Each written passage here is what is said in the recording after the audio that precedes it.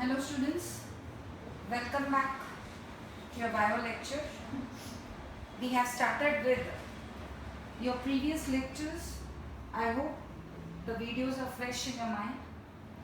We had started with the topic animal tissues. Let me do a small brushing up, a small review what we had done in the last lecture so that you understand the continuity.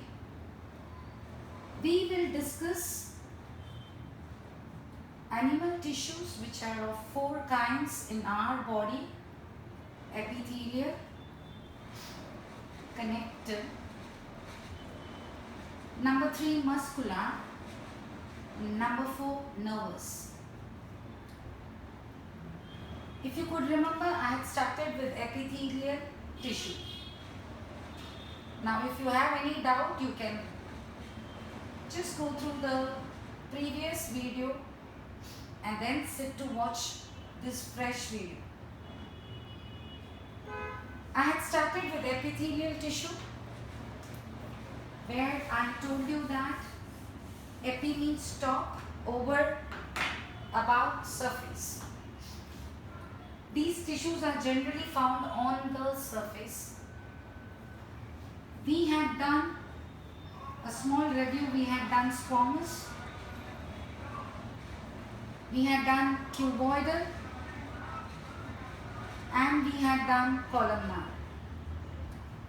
I hope you remember. If not, always see the previous video and then sit afresh for the new video lecture. I start with a fresh topic today under epithelial. Let me start with squamous done, cuboidal done, columnar done. Again columnar, let me throw some light. It has a basement membrane, column shaped cells, and I was more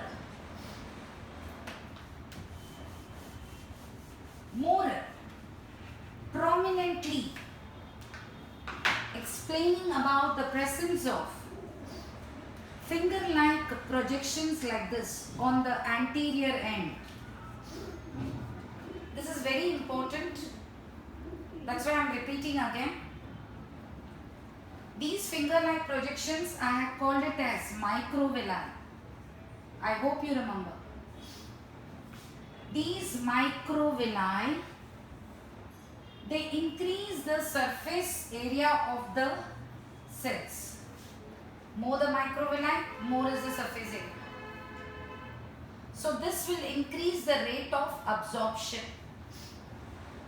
More absorption takes place, and I also remember telling you that this lining or this layer is found in your, suppose if these are your intestines, this layer, this lining is found in your intestine, inside the intestine, so that whatever food we eat, the nutrients, they get absorbed at a very faster rate because of this microvilli.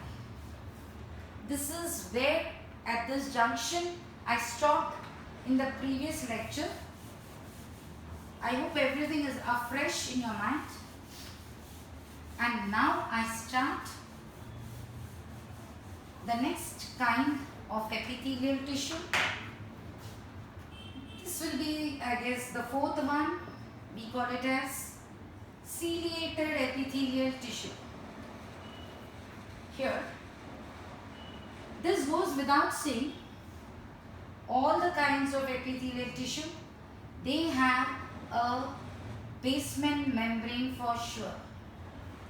So here I put up the basement membrane. These are the column shaped cells. They have oval nucleus, fine. Cytoplasm, yes, there. Now this chapter is more diagram oriented, so you have to be very thorough with the diagrams. At the anterior end, you will notice instead of microvilli, you will notice hair-like structures. Let me draw thin. They are not finger-like, they are hair-like structures. And we call these hair-like structures as cilia. That's why the name ciliated epithelial tissue. The cilia are thin, hair-like structure. In fact, they look like a brush, bristles. The brush has bristles, right? They look like those bristles.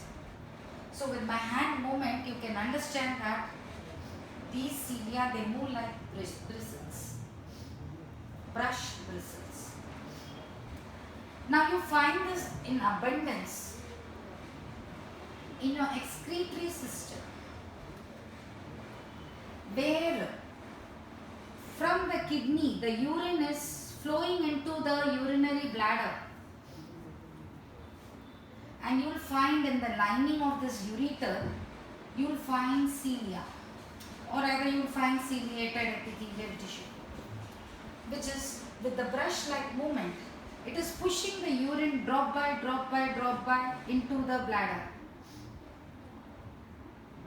Here. So here you see the cilia pushing the urine drop by drop into the bladder. Also, when I am talking about a female reproductive system, where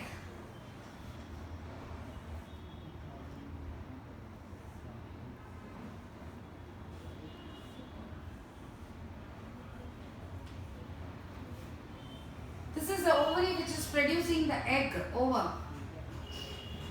and this ovum moves down into the uterus through this fallopian tube. The ovum is pushed through this fallopian duct with the help of this cilia over the lining of ciliated epithelial tissue. So here, ciliated epithelial tissue, its function is more about movement, pushing, not the wrapping, covering. It's more focused on pushing. Like here, it is pushing the urine down. Like here, it is pushing the ovum into the uterus. Students, this is a rough diagram, but you will understand the location where we are found. This was all about ciliated epithelial tissue. Now we go about with the next one, which is glandular epithelial tissue.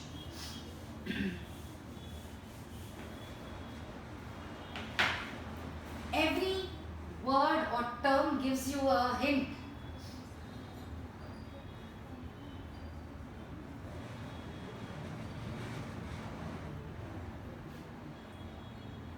Glandular means this tissue is found on the covering of the glands. The gland can be either unicellular, just one cell, and you find the tissue on top, or the gland can be many-celled, multicellular, and you find this tissue on top. The major role of whether this is found on a multicellular gland or unicellular gland, the major role of this tissue is what? Secretion. You very well know that glands, they secrete hormones. So this tissue helps in secretion, and also actually it's found on the covering top. It does the role of protecting the gland, so protection. So this tissue does the job of secretion and protection. Now whether depending on the mode of secretion and the cellularity. If this glandular epithelial tissue is found on glands which are ductless, ductless means there are no tubes, ducts, then we call such glands as exocrine gland. This glandular epithelial tissue can be found on ductless gland, that is exocrine gland. They can be also found on duct gland, gland which have ducts like this. Duct means tube. Such glands we call it as endocrine gland. Right? Now this was where we see the glandular epithelial tissue. Next I go about is sensory epithelial tissue.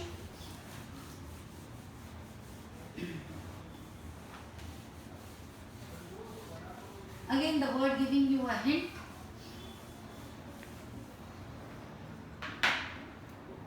The next one is sensory epithelial tissue. The word giving you a hint that this lining, this tissue, this top layer is found on top of your what? Sense organs. They are found. What are your sense organs? If I say eye, let me precisely tell you retina. So this is found on the retina. If I say nose, let me precisely tell you it's on the nasal cavity, the nasal epithelial layer. In your, if I say ear, I mean to say your eardrum, your inner ear, as well as your external ear. External ear collects the sound waves. It's found on your skin and it's found on your taste buds, that is your tongue. It's found on your taste buds, that is your tongue. Here you find on the layer top, you find the sensory epithelial tissue. Now here the major function is very important, please register, note it. This sensory epithelial tissue, they have something special that is called as receptors.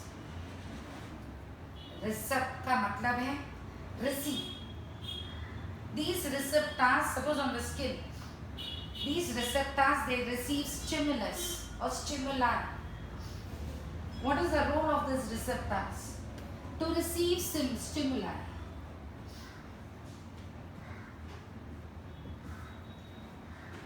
When it receives stimuli, like suppose the skin is receiving the stimulus of the heat, temperature, whether it is hot or cold or prick or pinch or pressure.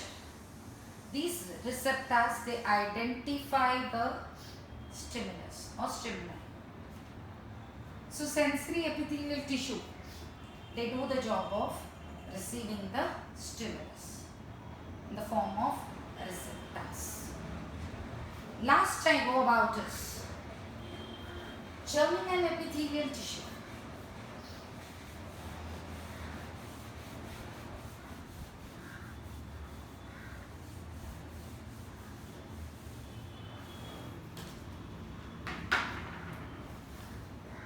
Germinal epithelial tissue,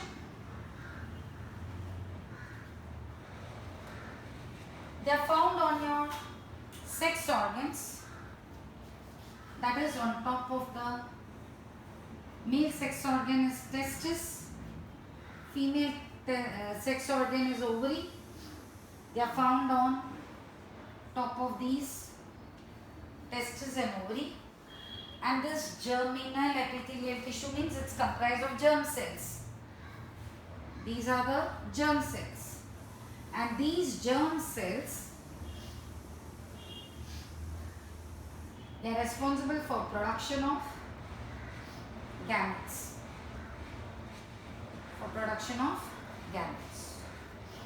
So here we have the list of epithelial tissue where we did squamous, cuboidal, ciliated, glandular, columnar, sensory, and the last I completed is germinal. Right? Now this was all about epithelial tissue, and with this I start with the next topic, that's called as the connective tissue.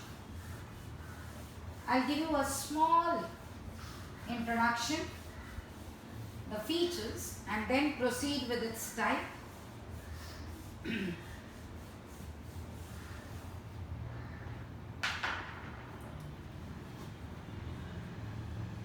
Connective tissue, the word ringing something in your mind, in your ears. Connector means connecticle, to connect any two, I not say objects, but any two particular organs or tissues who connect karna. It is the role of the connective tissue. Now what are the features of this connective tissue? To understand that, I will repeat the features of epithelial again. Epithelial tissue, remember it had a base, go a little back. It had a basement membrane with the cells compactly packed. Right? There was no question of intercellular spaces, the cells were compactly packed. In connective tissue, there is nothing called as basement membrane. There is just a ground substance scattered.